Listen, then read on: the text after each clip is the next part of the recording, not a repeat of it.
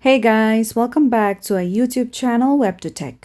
And in today's video, I'm going to guide you through how to see your Google password if you have forgotten. So first of all, launch Google Chrome on your mobile devices. Now once you come here, tap on the three dots at the top right corner. From here, go ahead and tap on Settings. Once you come here, you'll see the option of Google Password Manager. Tap on it. Now once you come here, go ahead and tap on Settings at the bottom. Now on top, you'll see the option of Offer to Save Passwords. Turn on this toggle. Now if you scroll down below, you'll see the option of Export Passwords so that you could download a copy of your passwords to use elsewhere. Or you could also tap on the option of Import Passwords.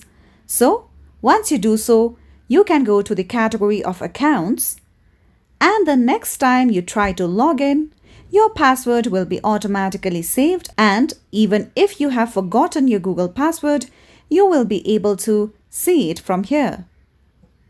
So that's all for today's video, and at last, don't forget to subscribe to our YouTube channel.